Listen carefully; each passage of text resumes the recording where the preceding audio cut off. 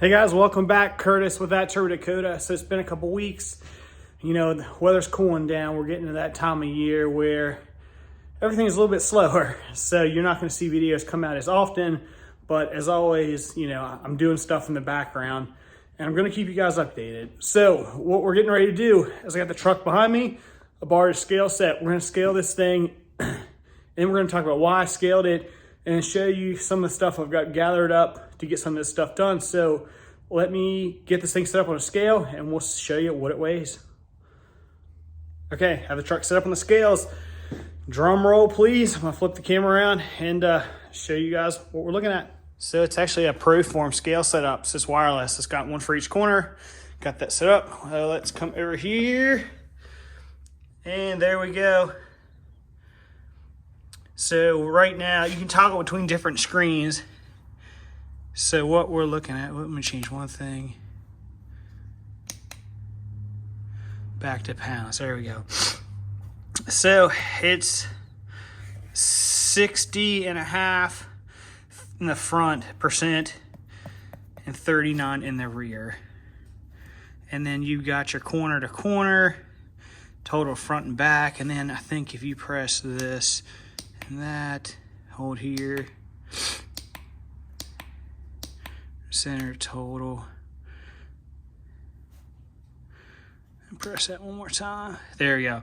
So it's coming in at 36.13.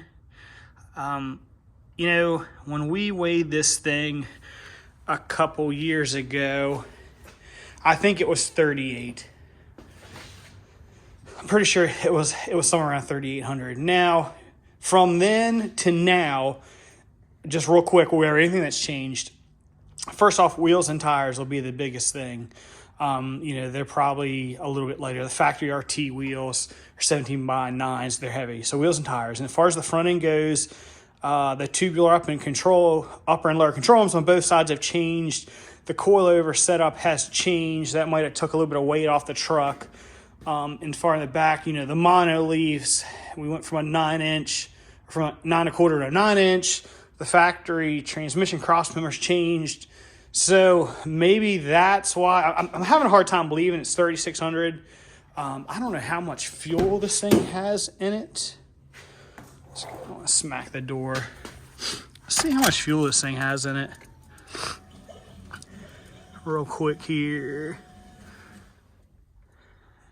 Just give it a second. Yeah, 15%. So it's pretty low on fuel. So that could have been some of it too, as I'm sure that fuel probably weighs somewhere around 8 pounds a gallon. So it might have more fuel in it the first time around. But there you go. The only other thing to note is the rear bumper is obviously this roll pan. It's been going forever. The rear spare tire has been going forever. That's a lot of weight. Other than the handful of things I've mentioned, you know, full interiors in it, and that's pretty much it. And that's why I want to get into, we're going to get into here real quick, is what we're going to do with that thing right there. And then we got this thing right here, and there's one more piece. Let me run out and get it, and I'll be right back. Okay, guys, I got that last piece. So let me flip the crank around, and then we're going to go through everything that I want to do to the truck this winter in hopes that it just performs better next season. So, first and foremost, what I went outside to grab. What you were looking at right here is an actual front bumper out of, I think it's like a 2001 and up Dakota. I went to the local wrecking yard and I grabbed it. Now, the reason why I grabbed this, why did I grab this? Depending on what year your truck is, they had two different style bumpers. On this year, it's a 2000. This is metal, you can hear that, and that's plastic. So what I did, I went and got the later Dakota, because the reason why is it actually uses a plastic cover over this metal bumper. So that my plan is to take this thing and we're just going to Swiss cheese it to lighten it up as much as we can. We're going to get another bumper cover, get it painted and put that over it in hopes that we get the weight kind of moved around. Because like I said, you know, 60-40 isn't great. Obviously we've been doing it. You know, I'm for it to be able to pull the 157 that it did with that tire, which isn't the easiest tire in the world. I'm actually happy with it. I know I could do better if I had more time, but changing all this stuff for the winter is going to help us.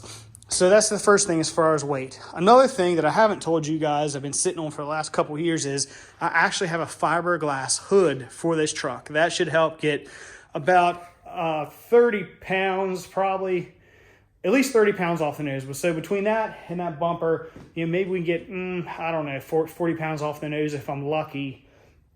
So those are two things right there that I'm going to try to accomplish this winter. Not only that, but the fuel cell. I know we talked about the fuel cell in a recent video. Well, earlier video of the summer when it showed up, it's kind of sitting in a box. But my plan with that is, and I've already started to mess around with the scale and with the fuel cell, but obviously the farther back we get it in the truck and further up, it's going to help with that weight ballast. I think fuel might weigh around 6 or 7 pounds a gallon, so you figure an extra 40 pounds in the back of this thing all the way back should help kind of even that out. We're going to tear out the factory fuel system. The nice part about this tank, I'll show you guys right here, the reason why I went with this tank at this place out of Australia is it is a billet 3-pump hanger, so I don't have to listen to those external pumps running. The only thing I don't like about this is the way this thing's set up right now. Here's the 2 studs for your power and your ground. It's for all 3 pumps to run at the same time. I'm not too excited about that idea, so I think we're going to change that. I just haven't decided what I'm going to do to add extra studs. The way this thing's machined, you can't drill any more holes in this, add this. I was going to try to use this as a return and then put a plug in here and put one of those in here, but I don't think that's going to work out too because they're just too big, but I want none that come in. Another option, I might be just put 2 studs in here, or again, I could put a plug in this side, AN plug, and get it machined, and maybe put a stud out of that and run the wires through, and that way we can run 1 pump all the time. And then I like to take and stage the second 2 pumps. Once this thing sees 5, 6, 7 pounds of boost, then we'll kick the other pump on. That way there's no sense in running 3 pumps all the time. So that's something I'm working on. But it'll be a -10 feed, a -8 return. We're also going to utilize I have a Motion Raceworks flex fuel sensor. If you watch me wire the truck, you would have already known that I actually had that thing wired, or the connectors wired in, ready to go.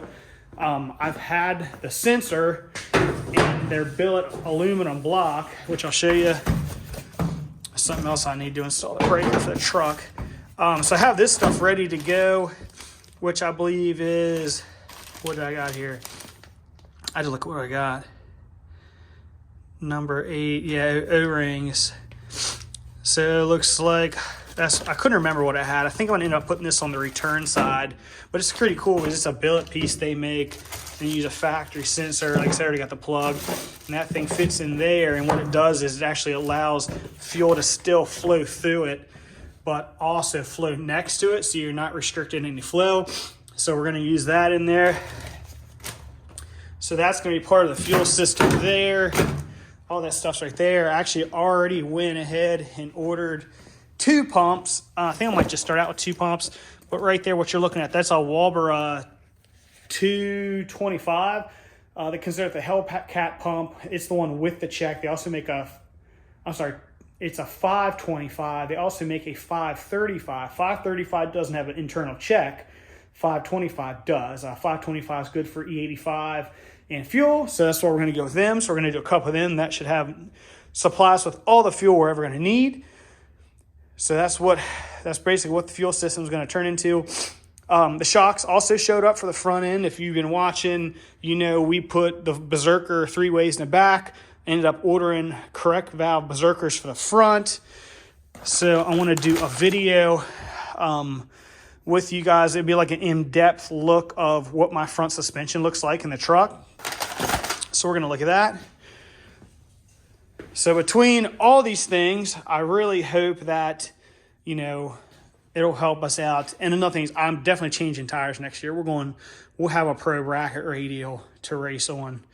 I'm just, I did whatever with those. They're cool. I really want to try that pro bracket radial. I think just because my local track, it's not radial prep, so I'm just kind of fighting myself. I think I'm making it harder on myself than it really needs to be.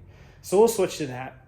So a lot of change. There's going to be a lot of change. You know, not a full-blown wiring job, but a lot of change. Oh, the last thing, the distributor. The prior video was only a couple minutes long, talking about sending the distributor out. So the distributor is actually on its way back from Holly, or MSD, I should say. I sent it down to El Paso, the repair center. It was like $110. Unfortunately, they didn't warranty it, but $110 is better than a $450 dual sync distributor. So it's on its way back. But yeah, so we're gonna get the distributor, do this stuff to the front end, fuel system in it this year, you know, whatever else, the shocks and stuff, and hopefully, you know, then we'll rescale it. That's why I wanted to scale it now for you guys, so you get a rough idea what we're got going on, and we're gonna see what a difference that makes once we get the fuel system, and hopefully have enough time to get this stuff, auto body stuff, done in the front. Yeah, so I'm probably gonna end it off here. I'm gonna start tearing the fuel system out. Once I get the fuel system out, we'll do like an in-depth look on that. That way, if you have one of these trucks and you want to convert yours to a return system, I'll show you how I did it. You know, if you like it, do it the same way. If not, do it your way. But anyway, I'm gonna end it off here. Thanks for watching, and there will be more videos to come as we start bolting parts on this thing over the winter. See ya.